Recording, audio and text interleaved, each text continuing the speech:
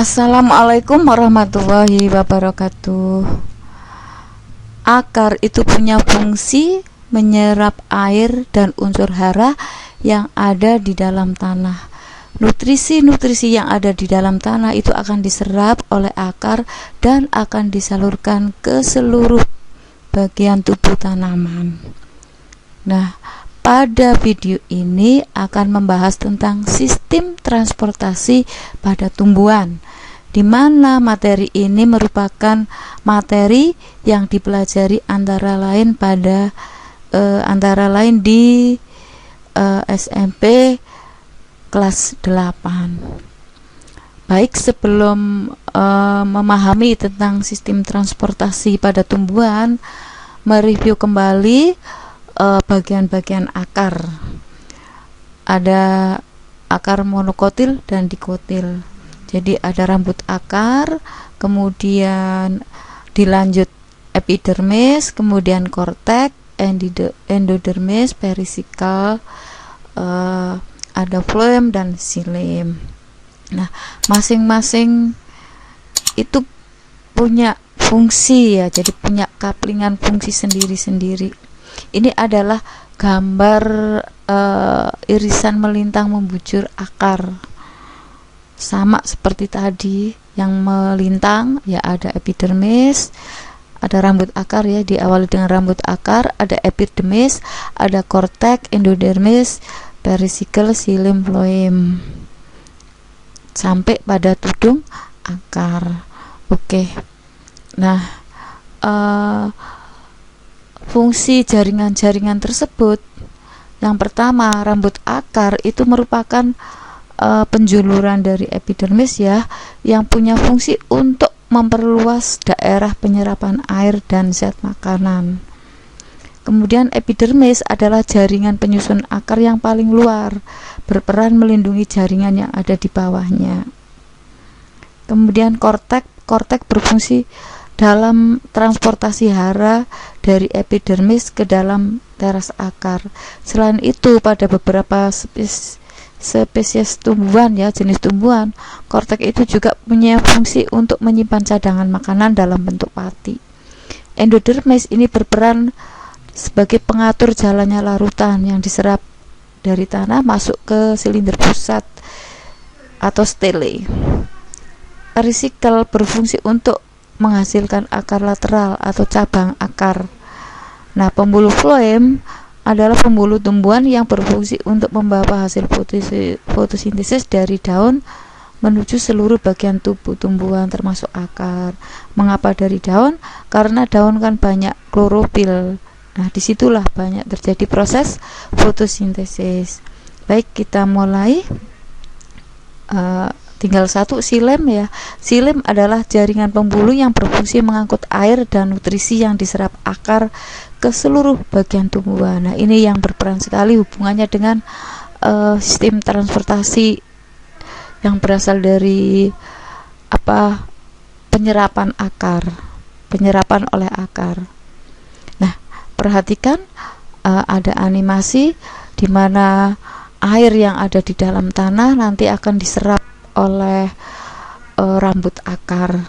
Nah, rambut akar ini nanti akan masuk melalui rongga-rongga epidermis ya, rongga-rongga epidermis masuk ke korteks, kemudian masuk ke sel-sel endodermis, dilanjut menuju ke stele masuk ke xilem akar, xilem batang, sampai xilem daun.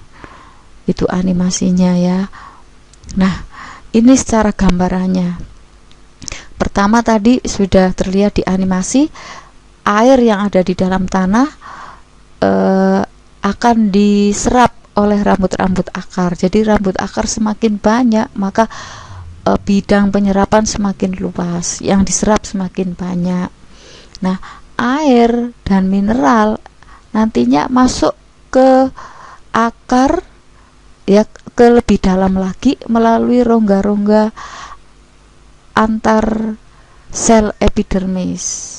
Ya, jadi yang pertama air dan mineral ini masuk terserap oleh akar melalui rambut-rambut akar. Setelah itu yang kedua, air mineral tersebut menerobos ke rongga-rongga antar sel epidermis. Ini yang namanya jalur apoplas. Setelah itu dilanjut masuk ke kortek. Ya, masuk ke kortek, kemudian masuk ke endodermis.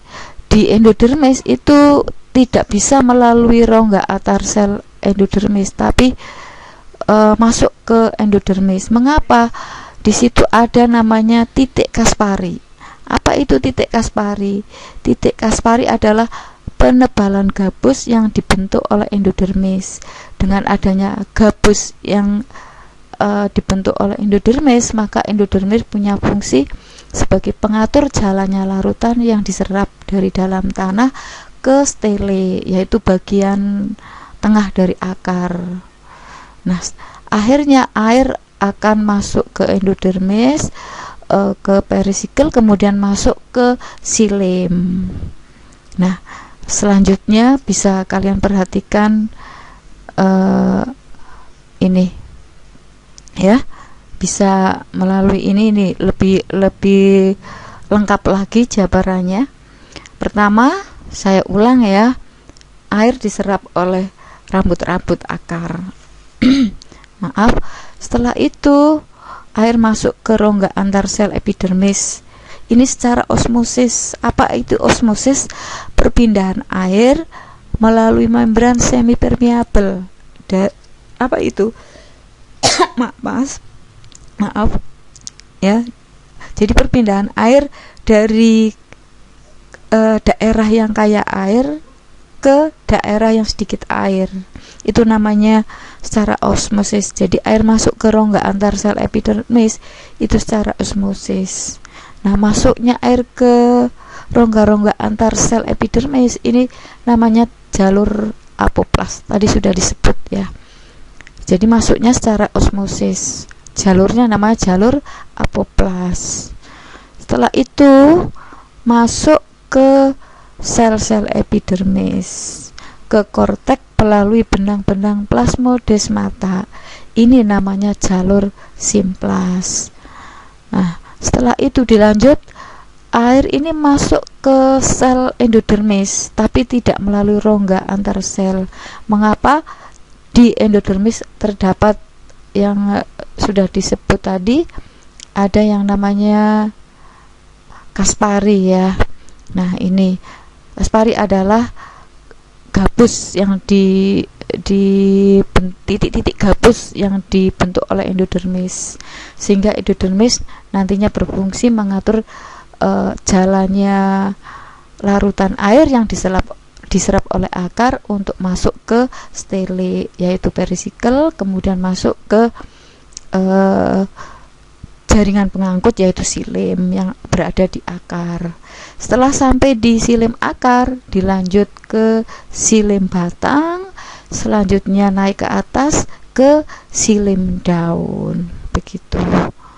Nah, secara garis besarnya perjalanan air dari tanah sampai ke daun adalah sebagai berikut. Air di dalam tanah ya, kemudian masuk atau diserap oleh bulu akar, kemudian masuk ke epidermis, tapi melalui rongga-rongga sel epidermis atau yang disebut jalur apoplas. Masuknya air secara osmosis. Setelah epidermis masuk ke kortek melalui benang-benang plasmodesmata. Setelah itu dilanjut menuju ke endodermis. Di sini tidak masuk melalui rongga-rongga, langsung ke endodermis, karena di endodermis ada yang namanya Kaspari, yaitu jenis gabus yang dibentuk oleh endodermis.